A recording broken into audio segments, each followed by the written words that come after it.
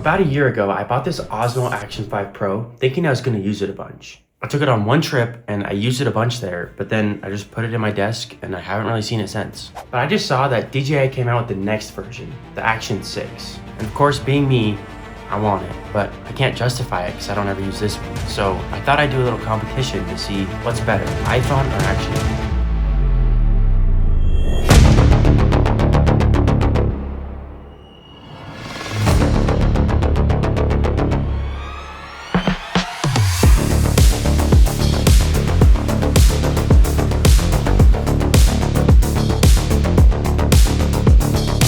Obviously, you don't want to use a camera with bad image quality. And for a long time, iPhones were way better than action cameras. But lately, action cameras like the GoPro Hero 13 or the DJI Action 6 have gotten a lot better. These cameras now have much bigger sensors, 8K recording, and just tons of different attachments that help you get better image quality. This Action 6 even has things like a variable aperture and a color sensor to make sure that when you're underwater, the colors look perfect. But video from an iPhone, like this video right here, does pretty darn good. But I'm still gonna have to give image quality to action cams. I just think it looks a little better.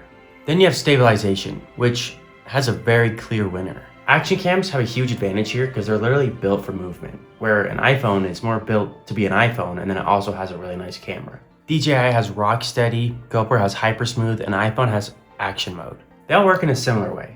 They crop into an image a little bit so the camera has extra room to smooth out all the shakes and bumps. And the iPhone's action mode is actually really good. So you can set this thing to lean with you and just remove all the shakes, or you can lock the horizon so the video stays level no matter what's going on with the camera. So if I'm taking a photo somewhere at night or in a darker room, the iPhone has typically been the one that I would trust more. Pull it out, take a picture, and it'll most likely give you something usable. But the DJI Action 6 might change this conversation a little bit, because this thing has a bigger sensor than lots of action cams, but also the iPhone, and it's got a variable aperture and super night mode. That variable aperture is really cool because it'll physically open up the camera lens to let more light in if it's dark. And that's a huge deal for action cams because they used to be really good during the daytime. But then the second you walked indoors or somewhere dark, everything would just fall apart. But with cameras like the Action 6, shooting at night is becoming more of a feature than a flaw.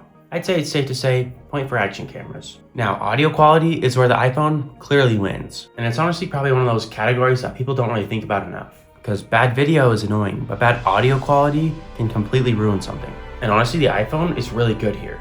Not only do the built-in microphones sound really good for just a normal talking video like this, but the newer iPhones have a feature called audio mix. So after you record a video, you can completely change how the audio sounds. You can make it focus more on the person talking, reduce background noise, or you can make it sound more like studio style recording. Because with an iPhone, I can pull it out, hit record, and then later still adjust the audio a little bit. Obviously you don't want to go crazy because then it sounds really edited and not very good, but it is nice to be able to cancel out some of the background noise when you're walking in a park or something. And action cams are a little different. They sound fine, but they're still tiny cameras made to be super waterproof. So the microphones are all built into this little sealed up body. And because of that, sound can be a little more harsh and sound a little more processed, especially if there's wind, water, or the camera's mounted really far away from you. To be fair, companies like DJI and now even GoPro sell little microphones that will help you get better audio. The DJI mic system works really well with DJI Action cameras.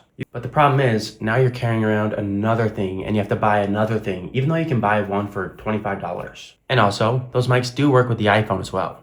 So if we're just comparing the camera's microphones themselves, I think the iPhone clearly wins. Now, ease of use is probably the easiest win for iPhone in this whole entire video, because the best camera is not always the one with the bigger sensor or better image quality. There's a saying, the best camera is the camera you have. And that's the iPhone's biggest advantage. It's always in my pocket and always ready to go. So when something happens, I don't even have to think. I just pull it out of my pocket and start recording. And with an action camera, it's not that it's hard to use. Most action cameras are really simple. You can just press one button and it turns on and starts recording. But it's one more thing you have to carry and one more thing you have to make sure is charged and ready to go. I don't know, what do you think? Are you gonna get an action camera or do you think your phone will do good enough?